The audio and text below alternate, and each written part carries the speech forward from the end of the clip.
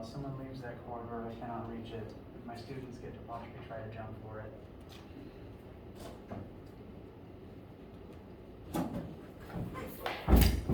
That never works, except today.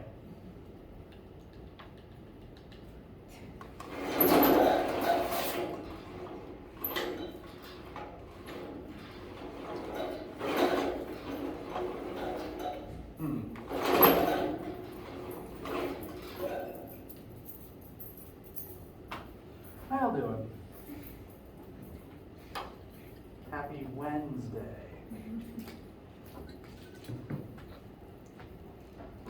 Feels like a Monday for some reason, but I am aware of what day it is. How y'all doing? Pretty good. Glad to hear. Does anyone need anything or have any questions before we get started? Is the homework this week due Friday? No. Is that what it says? I thought so when I looked before, but maybe it's changed. It's supposed to be the 26th, Okay. and I thought that's what I said too. Yes. Okay. So, chapter 4 stuff does say the 26th. And I believe I already set chapter 5 stuff to be due the week after that, so hopefully everything's on track for that. Yes, I'm looking at it now, it says 26. Okay. The chapter 3 stuff seems like it went pretty well for everybody, as I've been looking over scores and helping people. As a small announcement, the biggest issue that I had reported to me about the chapter 3 stuff is actually with the timer and some of the ways that the WebAssign code handles quizzes. For every assignment, I'm able to choose various settings, like is it timed or how many attempts does someone get. And for one, WebAssign historically posts it using my wrong settings. So like I have different saved versions and it just keeps picking the wrong one. So that's already a headache. But for some reason, even when I thought it was using the right quiz settings, the timer still wasn't doing it what I wanted it to do on the quizzes specifically. Like students would make an attempt and then the hour would keep ticking and they wouldn't be able to change anything until the hour was over. And then when the hour was over, they couldn't change anything still. Was your hand up about that or are you just stretching? Okay, that's fine. It's all right. When you're a teacher for any length of time, suddenly every errant hand movement triggers question, like I'm a dog or something. So anyway, I've just decided to completely nix the timer from all future quizzes. So that means that in future you'll be able to open and close a quiz like you would a homework. You can enter it, exit it, doesn't matter. I will limit the number of attempts on a quiz to 5, just to kind of simulate the test environment of not really, just to kind of put the pressure, a tiny bit of pressure on for, can you do this in kind of a simulated stress environment? So I've got it set to 5 attempts right now, but you can make those attempts at separate times. I'd still recommend doing the homework first, quiz last. But you could at least load it and look at it, just like the homework. Because that timer was more trouble than it's worth.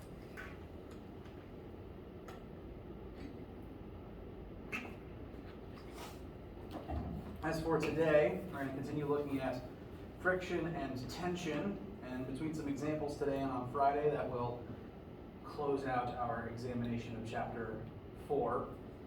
I'm saving some combo examples for Friday, so today we're going to continue looking at tension and friction separately, and then I'll show you some cases where both might come into play at the same time.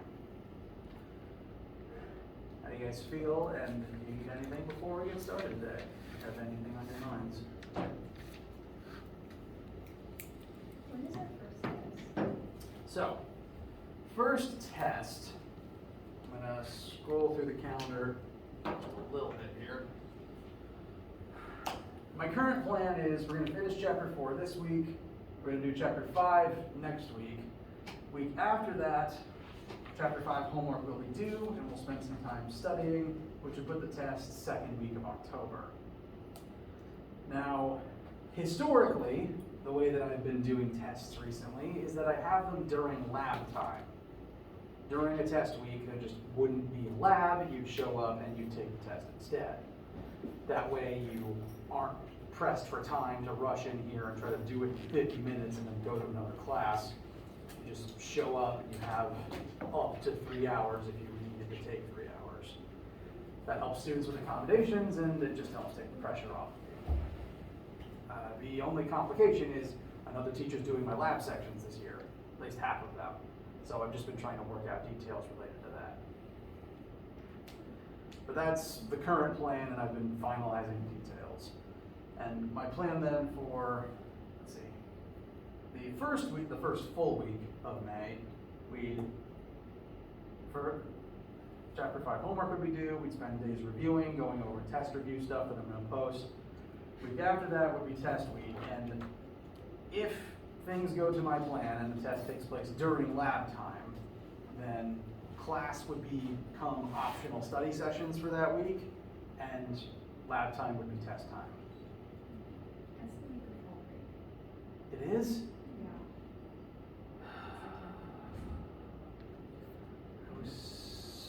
I thought that was later in October. Okay. This always happens to me. I feel like I have the calendar memorized, and I don't. Okay. Monday, well, there we go then. So, and midterms are on the 14th. Dagnabbit. Somehow I thought I wasn't delayed this year.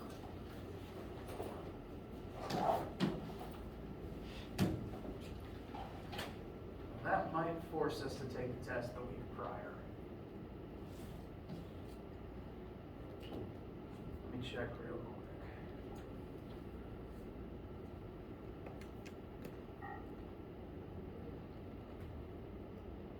Did something just make a burnt noise? I don't know what that was. Did that speaker just make its first noise in 10 years?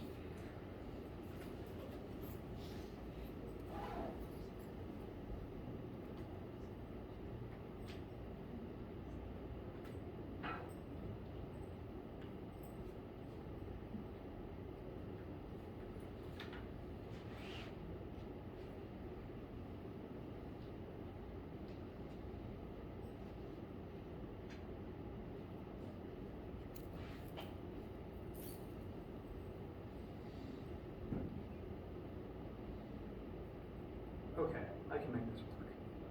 I can make this work.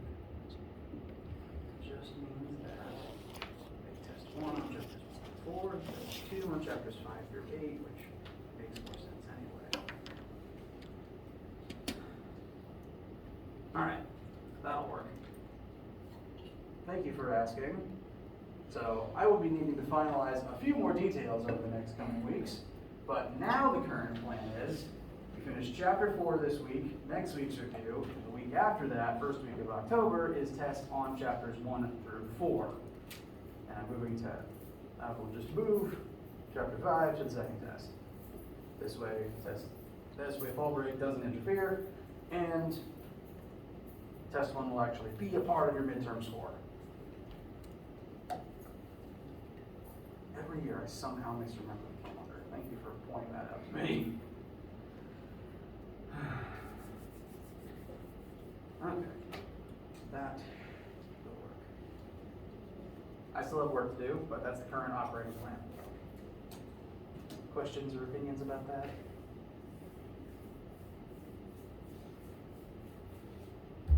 Okay. Well,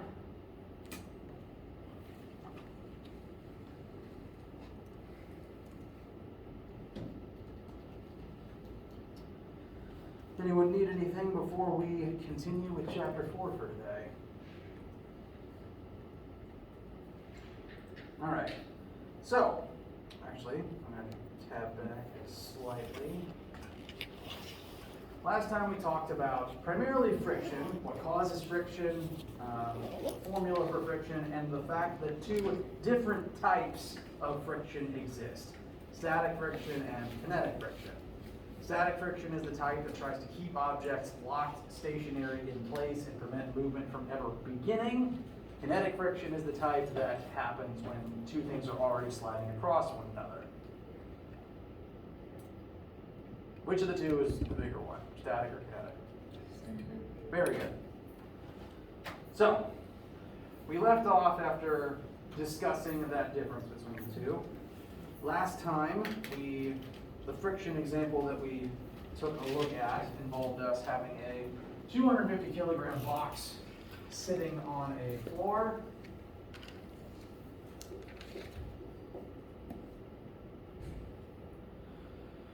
During that particular question, we determined that the force of friction that we already calculated, I'm just going to put the information from last time back on the board.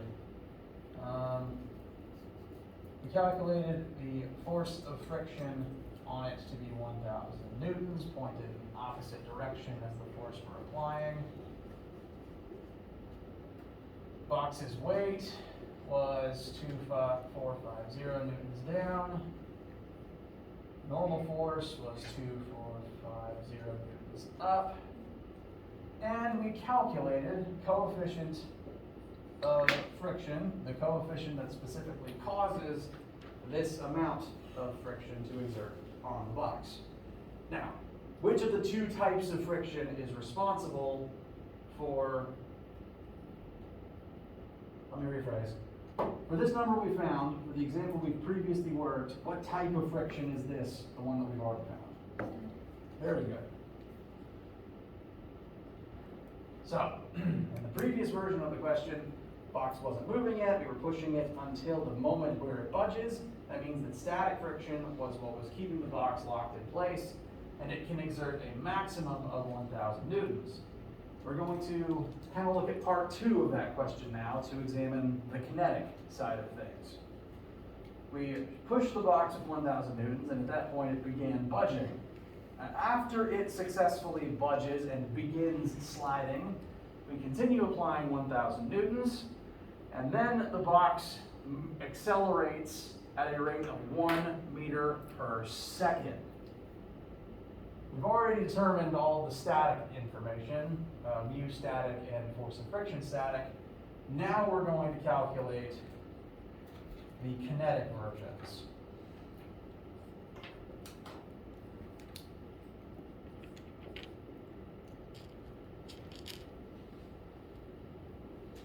This changes the game a little bit because for static,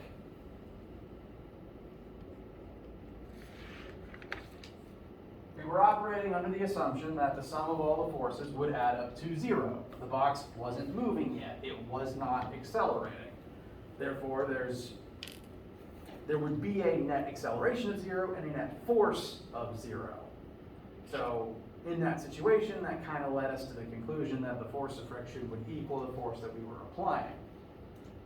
That assumption, the assumption where net force equals 0 no longer applies because the box is now accelerating. So we're not just looking for a different type of friction, but some of the details about what's physically happening have changed. Whoa. Bottom of my eraser fell on.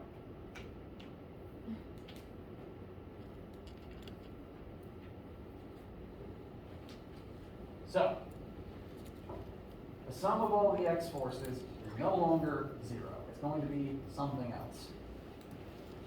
Do we have the information to determine what the sum of the x forces are on this box?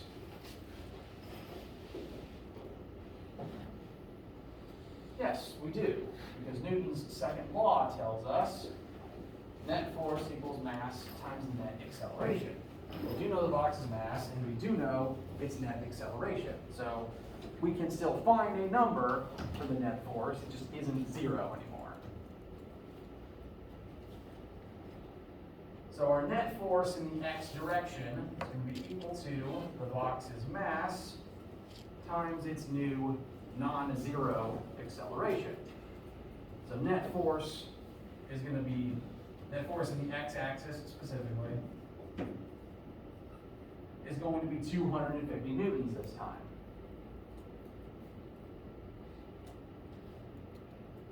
For to determine the net force, you are then going to start talking about the variables that add up to form that net force.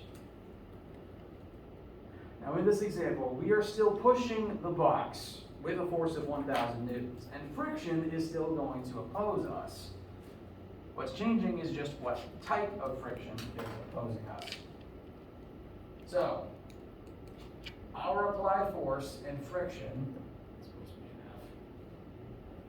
are the only two x forces, and they are still going to be the two things that add up into sigma f, the net force in the x-axis. Which means we can replace sigma f with those two forces. 1,000 newtons plus the force of friction is now going to add up to 250 instead of 0. So the two differences between this and the static version are 1, net force isn't 0 anymore, and 2, we're specifically looking for kinetic friction instead of static. Static friction, net forces will always add up to 0 because no motion, no acceleration. Kinetic friction, the net forces will not add up to 0. And this should ultimately inform us that the force of kinetic friction will be approximately 750 newtons in the opposite direction of motion. Note, this non-zero acceleration happens because the two forces acting in the x-axis are imbalanced. This is again similar to if you get in the car and hit the accelerator. If the engine is exerting more force than friction is, you'll speed up. But if you take your foot off the gas, friction will exert more force than the engine, and you'll slow down. Any questions about finding the value for force of friction? What's underneath force of friction? What's that? That is supposed to be the letter K. Oh, no, on this side. Oh. Here? No, underneath that. This? Yeah. Oh. That's supposed to be mu.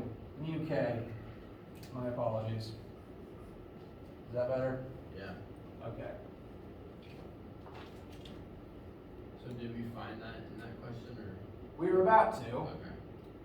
We found the force of friction kinetic, which we can then use to find mu kinetic.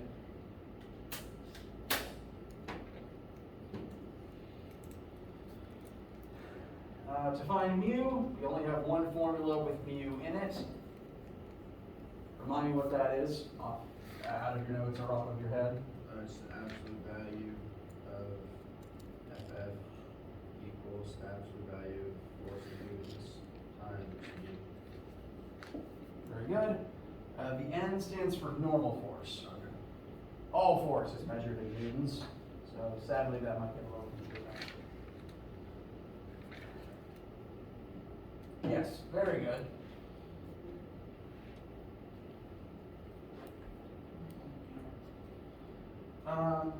There's technically two versions of this formula, one with S's under friction and mu for static, and one with K's for kinetic. Basically, if you plug in static or kinetic for one, you'll get static or kinetic out for the other.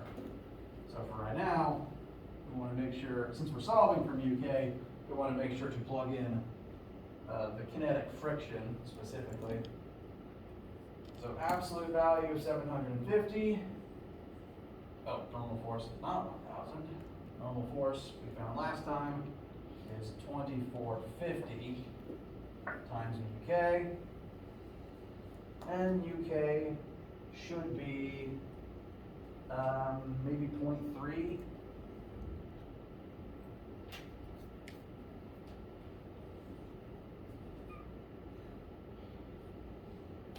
Approximately. Probably some decimals I'm not getting.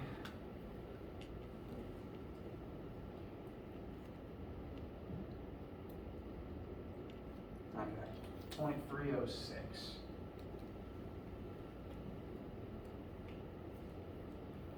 Remind me, what is the unit for mu?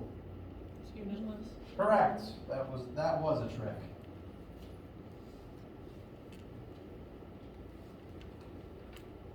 And our expectations for the comparative friction and mu values are what we want them to be. Both the force of kinetic friction and the mu for kinetic friction are less than their static counterparts. So that matches our expectation when solving for these numbers. Whoops. Any questions or opinions or concerns?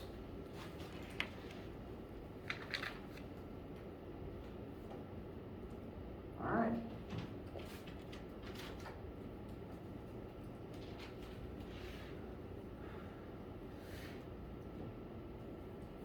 Well,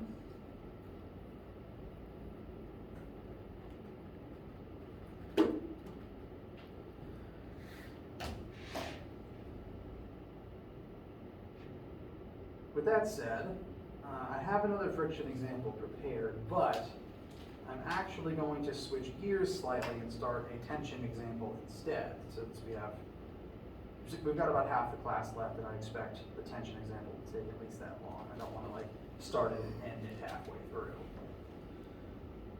So we'll come back to friction to practice it later on.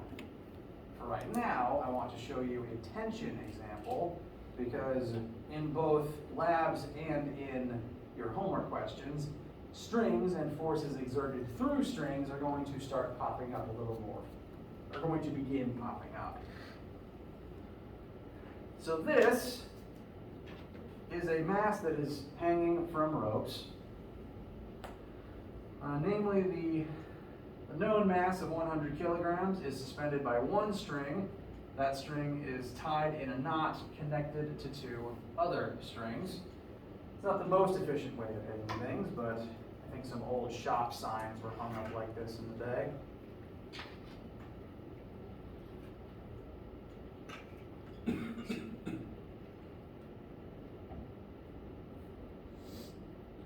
And it's our job to determine the tension in each of these strings. If you'll recall, the definition of tension is the force a string or a rope, etc., exerts inwards on both ends.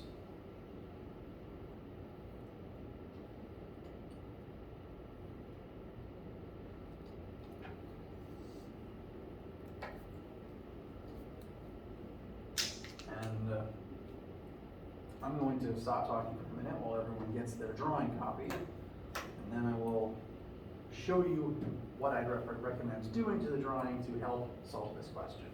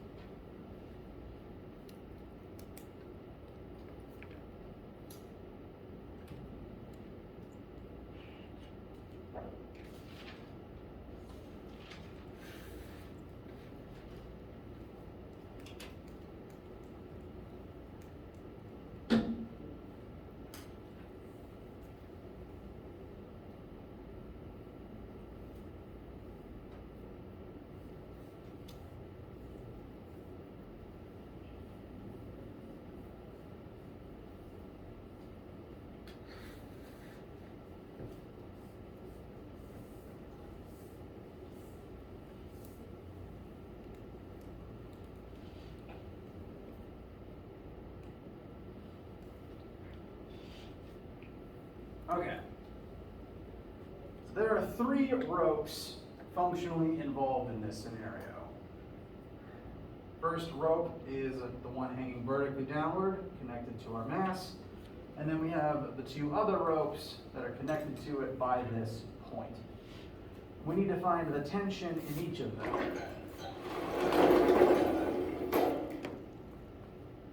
And to do that, the tactic that I like to use is examining each rope and the points of connection for each rope one step at a time. One rope, one point of connection at a time.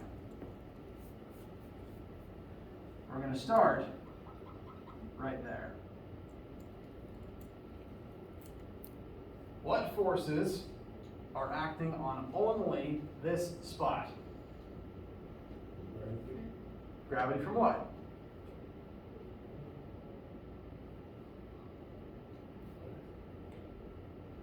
You are correct. There is force of gravity pulling down at this point. Namely, the weight of the hanging mass is attached here, and so that force will be pulling down on the rope. So, that's the force pulling down on this spot. If you could imagine like, let's say there's a hook sticking out of the mass and we've tied the rope around the hook. What we're trying to do right now is determine what forces are acting on the hook itself, just the point of connection. Since the hook is connected to the box's weight will pull down on it. What else?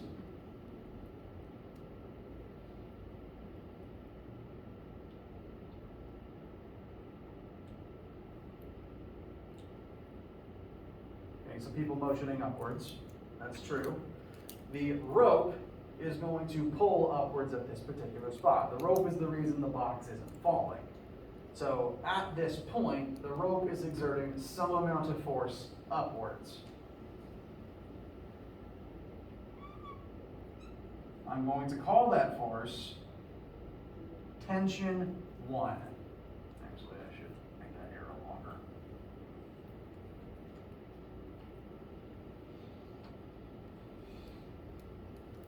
Tension 1.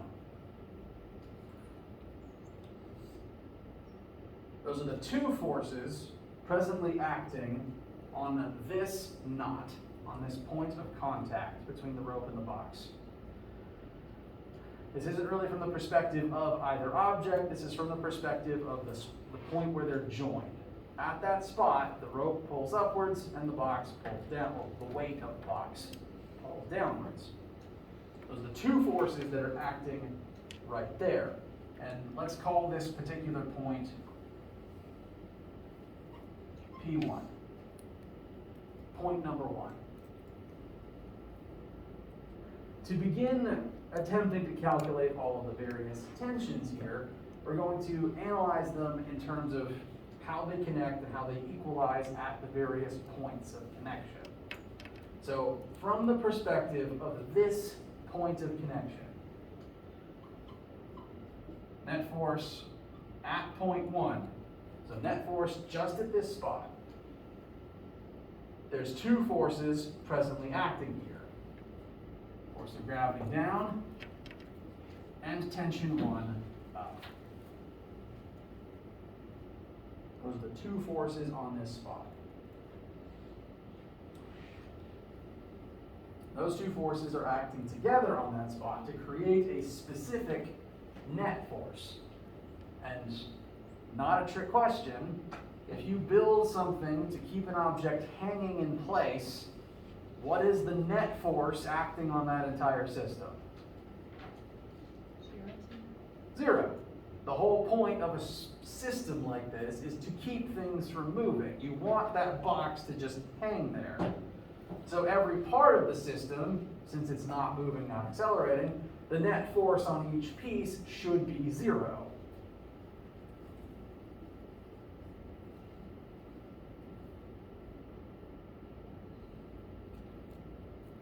This is going to give us the first of our tensions. Because we can at least estimate what the box's weight is. We know its mass and we know what planet we're on. So instead of Fg, I'm going to write mg plus T1 equals 0. Therefore, T1 is equal to negative mg, as long as we know the mass and we know acceleration of gravity on this planet, we can figure out that first tension in that first row.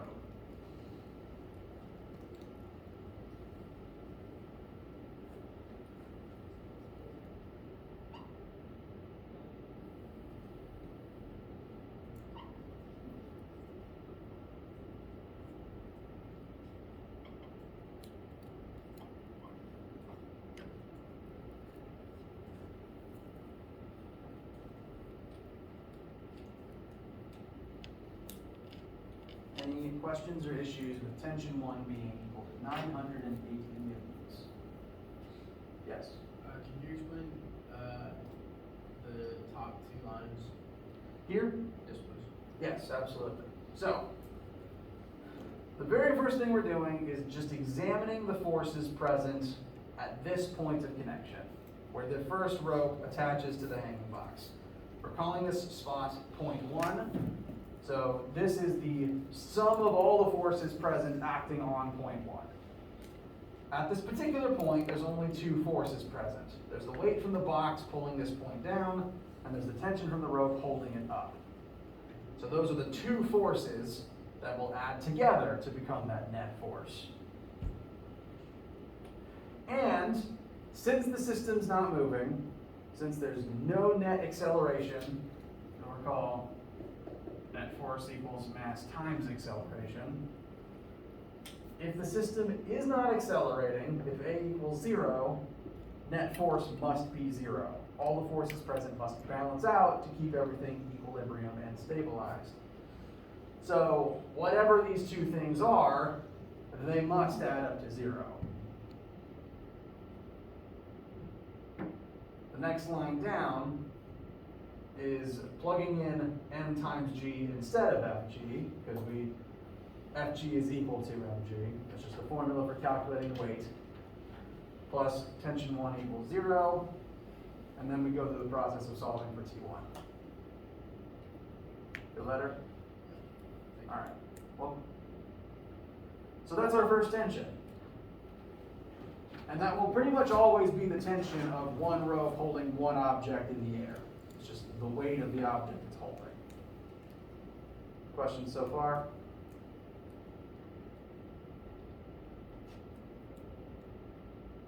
Okay. So now we have to figure out the tensions in these other two ropes. And those are going to come by shifting focus and looking instead at this point. So we're done with P1 now. Now we're going to look at this spot, which I'll call P2. We're going to look at all of the forces present on point 2.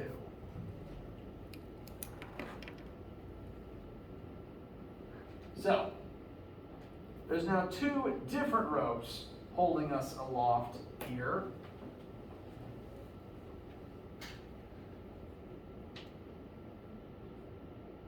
Going to have tension from each of these ropes. And additionally, the first rope is still connected to this point. The first rope reaches up and connects to this spot. So this same rope that T1 is in is also acting here. But what direction is T1 going to point at this spot?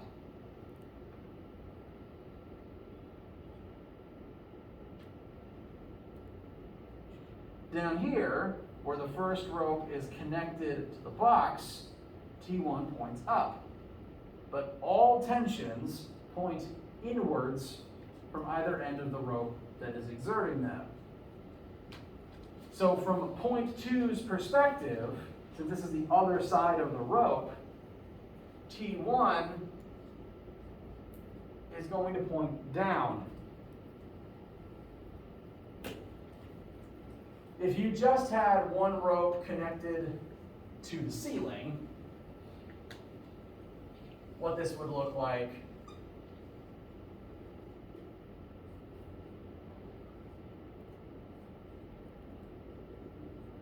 is this. Gravity pulls down, tension pulls up at this spot.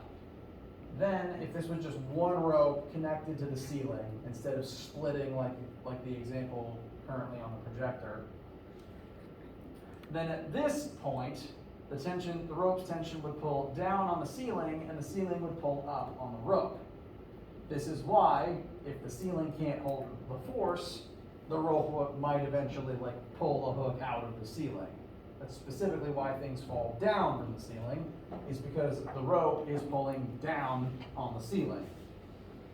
It pulls up on this end, but down on the other side. And this kind of has the effect of sending the box's weight up here. And ultimately, it means that the ceiling is what's pulling up on the box. So that's what it would look like oriented just vertically through a single rope. What we've done here, though, is we've split it slightly. T1 is still going to point down, but now instead of just one vertical connection, we have two ropes splitting into different directions to handle the strain. And that's going to change things a little bit.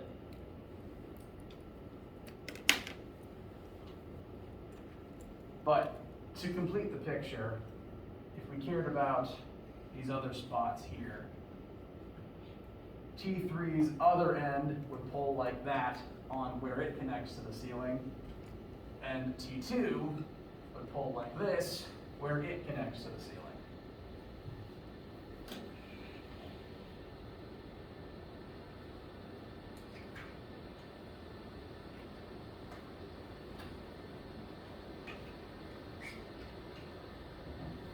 So, at P1 there's only two forces.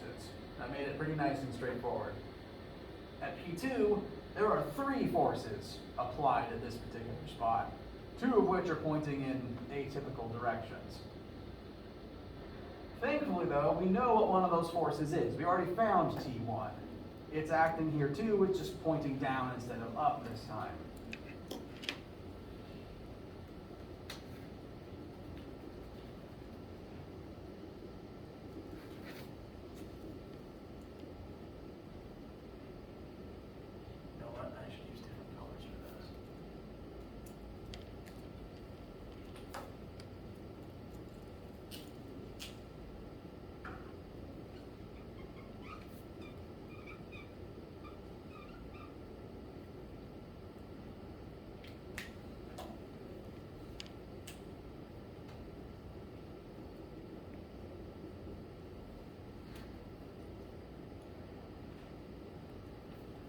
And since T3 and T2 point in different directions at this spot, their X components will cancel out, and their Y components will work together to counter T1's force downward. So we're now going to analyze and set up net force on this spot like we did with P1, but there is now X and Y forces, so we're going to have to do it once in each axis.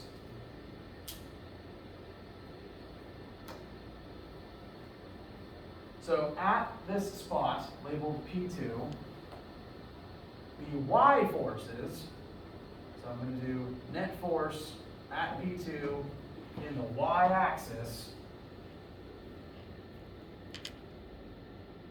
The vertical forces on this particular spot are T1, although it points down now, and that direction change is important. So vertically speaking, T1 points down at this spot. T2 has a Y component that lifts up at that spot, and T3 also has a Y component that lifts up at that spot. So the vertical forces here are T1 down and the two upward vertical components of T2 and T3.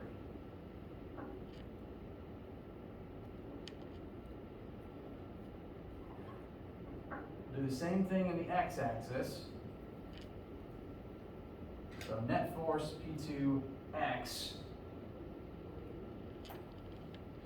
Here, our x forces, T1 has no x component. T2 is entirely vertical. Sorry. T1 is entirely vertical. That first rope is only up and down. T2 and T3 have x components. However, they work against one another.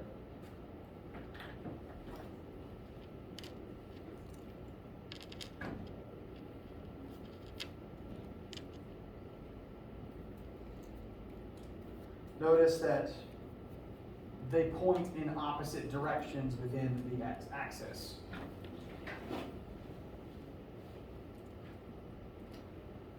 And so the positive and negative signs that I've added here indicate direction before we put any numbers in. In the vertical axis, the vertical components of T2 and T3 pull up to work against T1 pointing down.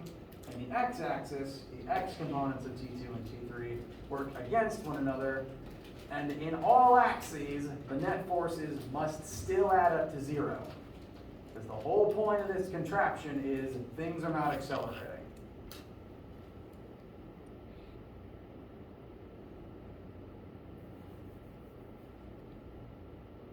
Questions, opinions about this setup so far?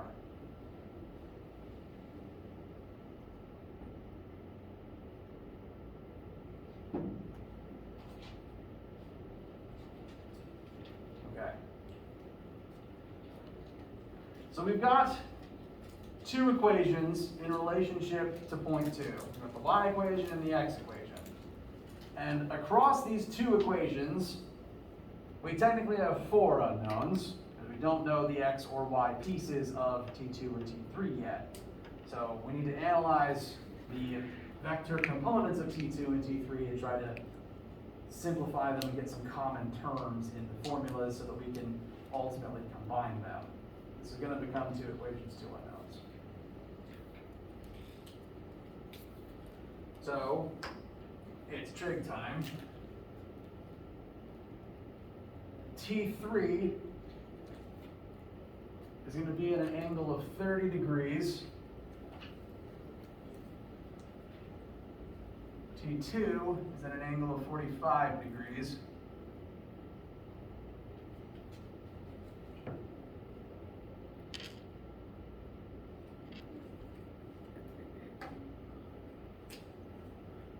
So for T3,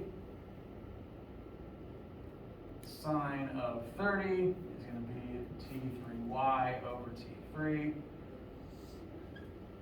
Cosine of 30 is going to be T3x over T3. Therefore, T3y can be rewritten as T3 sine 30, and T3x can be rewritten as T3 cosine of 30. Gesundheit. Thank you.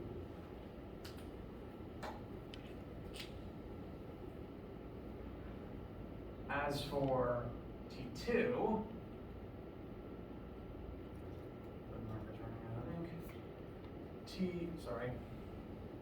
sine of 45 will equal T2y over T2. Therefore, T2y is T2 times the sine of 45. Cosine 45 is T2x over T2. Therefore, T2x is T2 cosine of 45.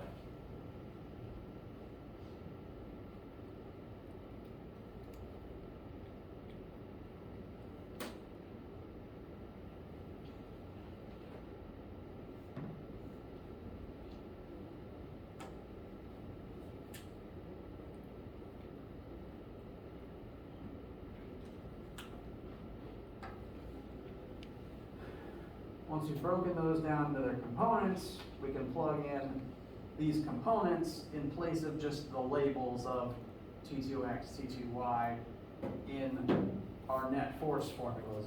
There. So I'm now going to rewrite these two statements using our trig functions instead. So vertically, well, we have a number for net for T1, so let's go ahead and use it. So T1 we already established is equal to 980, so I'm just going to put that number straight in for T1. Oops. Plus, these are the vertical components, so T2 cosine of 45 plus T3, vertical, my mistake, sine 45 times T3 is sine of 30 those all add up to 0. And then horizontally speaking, T3 cosine of 30 minus T2 cosine of 45 will also equal 0. Doing that substitution, put the components in instead of just the labels T2y, T3x, etc. There is now 2 unknowns in each of these equations. T2 and T3 are both unknowns in both of them. We can treat all of these sines and cosines as known constants because we have a number, we can get a number for them. So T2 and T3 are the only unknowns left as a result. That means we can perform the 2 equations, 2 unknowns trick, solve one of them for T2, plug it into the other to find T3, etc., or vice versa.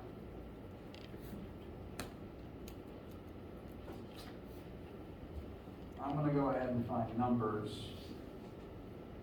No, I'll just leave it as is for now. I'm going to start at the bottom one. It's got fewer terms in it to worry about. T3 cos of 30 will equal T2 cos of 45.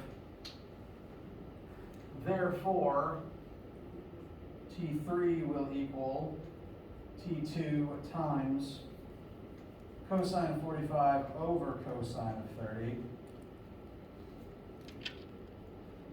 which we can then take and use in place of T3 in the other equation.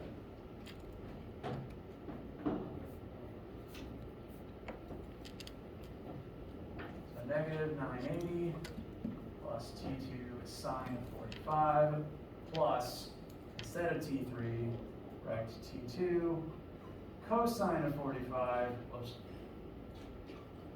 of 45 over cos of 30 times sine of 30, because that term is still here and didn't change, equals 0.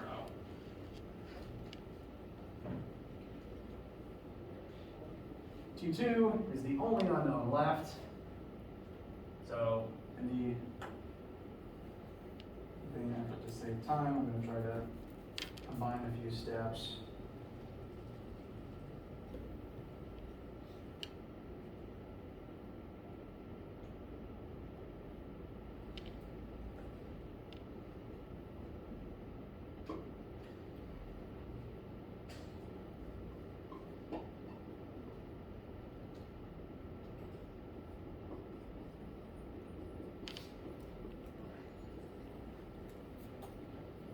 Next line down, I've simplified all the sines and cosines together and moved the 980 over to the other side, just making it positive 980.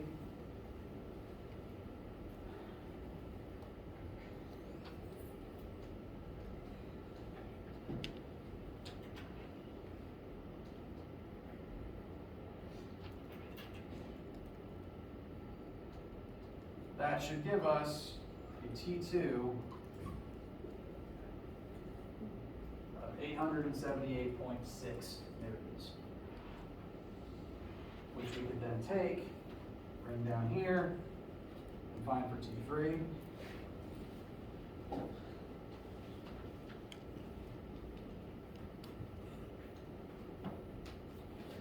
That would give us a T3 of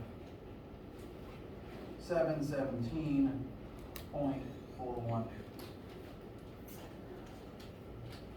Skipped a few of the math steps there at the end, I apologize. We're a little out of time, I don't want to hold you up. We can pick back up here next time if you have any questions about arriving at those answers. We'll also do more sample questions about stuff like this, I promise. Consider this just an introduction to the methods involved. Any questions or concerns before we break for today? All right, let me know if you guys need anything. Homework, again, is Monday, so do start it though. And I'll see you for lab today or lecture Friday. Have a good day.